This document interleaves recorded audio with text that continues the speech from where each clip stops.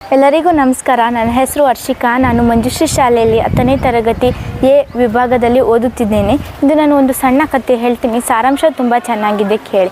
ಒಂದು ಊರಲ್ಲಿ ಒಬ್ಬ ರಾಜ ಇರ್ತಾನೆ. ಆ ರಾಜಂಗೆ 4 ಜನ ಹೆಂಡ್ತಿರಿರ್ತಾರೆ. ರಾಜಂಗೆ 4ನೇ ಹೆಂಡತಿ ಅಂದರೆ ತುಂಬ ಇಷ್ಟ ಇರುತ್ತೆ. 3ನೇ ಹೆಂಡತಿ ಕೂಡ ತುಂಬ ಇಷ್ಟ ಇರುತ್ತೆ. 2ನೇ ಹೆಂಡತಿ ಕೂಡ ತುಂಬ ಇಷ್ಟಪಡ್ತಾ ಇರ್ತಾನೆ ರಾಜ. ಆದರೆ ಮೊದಲನೇ ಹೆಂಡತಿ ಅಂದರೆ ರಾಜಂಗೆ ತಾತ್ಸಲ್ಯ ಮನೋಭಾವನೆ ಇರುತ್ತೆ. ಅವಳು ಬಿಟ್ಟೋಗಲ್ಲ ಅನ್ನೋ ಕಾನ್ಫಿಡೆಂಟ್ ಲೆವೆಲ್ ಜಾಸ್ತಿ ಇರೋದ್ರಿಂದ ಅವಳನ್ನ ಪ್ರೀತಿ ಮಾಡ್ತಾ ಇರಲ್ಲ ರಾಜ. ಹೀಗಿರುವಾಗ ಒಂದಿನ ರಾಜಂಗೆ ಮಾರಣಾಂತಿಕ ಕಾಯಿಲೆ ಬಂದುಬಿಡುತ್ತೆ. ದಿನೇ ಹೋಗ್ತಾ ರಾಜನ ಕಾಯಿಲೆ ಇನ್ನೂ ಜಾಸ್ತಿ ಆಗ್ತಾ ಹೋಗುತ್ತೆ. ಆಗ ರಾಜ ನಿರ್ಧಾರ ಮಾಡ್ತಾನೆ, ಇನ್ನೇನು ನಾನು ಜಾಸ್ತಿ ದಿವಸ ಬದುಕಲ್ಲ, ಅಷ್ಟರೊಳಗೆ ನನ್ನ ಹೆಂಡತಿನೂ ಕೂಡ ಹೇಳೋಕ್ಕೆ ಕರ್ಕೊಂಡು ಹೋಗೋಣ ಅಂತ ನಿರ್ಧಾರ ಮಾಡಿ ರಾಜ 4ನೇ ಹೆಂಡತಿನ ಕರೆಸ್ತಾನೆ. 4ನೇ ಹೆಂಡತಿ ಬಂದವಳು ಏನು ಹೇಳ್ತಾಳೆ ಅಂದರೆ, ನೋಡಿ, ನೀವು ನನ್ನ ಇಷ್ಟಪಡ್ತೀರಾ, ನಾನು ನಿಮ್ಮನ್ನ ಇಷ್ಟಪಡ್ತೀನಿ, ಆದರೆ ನಾನು ನಿಮ್ಮ ಜೊತೆ ಸಹಗಮನ ಮಾಡಲ್ಲ ಅಂತ ಹೇಳಿಬಿಟ್ಟು ಕಡ್ಡಿ ಮುರ್ದಂಗೆ ಹೇಳಿ ಹೊರಟೋಗ್ತಾಳೆ. ಇನ್ನು 3ನೇ ಹೆಂಡತಿ ಹೇಳ್ತಾಳೆ, ನೋಡಿ, ನಾನು ನಿಮ್ಮನ್ನ ಇಷ್ಟಪಡ್ತೀನಿ ನಿಜ, ಆದರೆ ನೀವು ಸತ್ತ ಮೇಲೆ ನಾನು ಬೇರೆ ಮದುವೆ ಆಗ್ತೀನಿ ಅಂತ ಹೇಳಿ ಹೊರಟೋಗ್ಬಿಡ್ತಾಳೆ.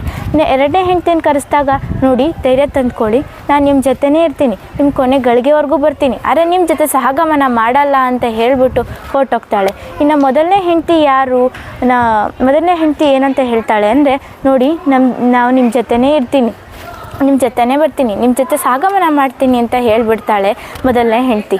ಇನ್ನು ಯಾರಪ್ಪ ಇವರು 4ನೇ ಹೆಂಡತಿ, 3ನೇ ಹೆಂಡತಿ, 2ನೇ ಹೆಂಡತಿ, ಮೊದಲನೇ ಹೆಂಡತಿ ಅಂದರೆ? 4ನೇ ಹೆಂಡತಿ ಅಂದರೆ ಅದುವೇ ನಮ್ಮ ದೇಹ. ಇದು ನಾವು ಇರೋವರೆಗೂ ಇರುತ್ತೆ, ನಾವು ಸತ್ತ ಮೇಲೆ ನಮ್ಮ ಜೊತೆ ಬರಲ್ಲ. ಇನ್ನು 3ನೇ ಹೆಂಡತಿ ಯಾರು ಅಂದರೆ, ನಾವು ಸಂಪಾದಿಸಿರುವ ಆಸ್ತಿ, ಅಂತಸ್ತು, ಹಣ, ಐಶ್ವರ್ಯ ಇವೆಲ್ಲವೂ ನಾವು ಇರೋವರೆಗೂ ಇರುತ್ತೆ, ನಾವು ಸತ್ತ ಮೇಲೆ ಬೇರೆಯವರು ಅದನ್ನು ಅನುಭವಿಸ್ತಾರೆ. ಇನ್ನು 2ನೇ ಹೆಂಡತಿ ಯಾರು? ನಮ್ಮ ಕೊನೆ ಗಳಿಗೆವರೆಗೂ ಇರ್ತೀವಿ ಅಂತ ಹೇಳಿದವರು ಅಂದರೆ ಅದುವೇ ನಮ್ಮ ತಾಯಿ, ತಂದೆ, ಬಂಧುರು, ಮಿತ್ರರು.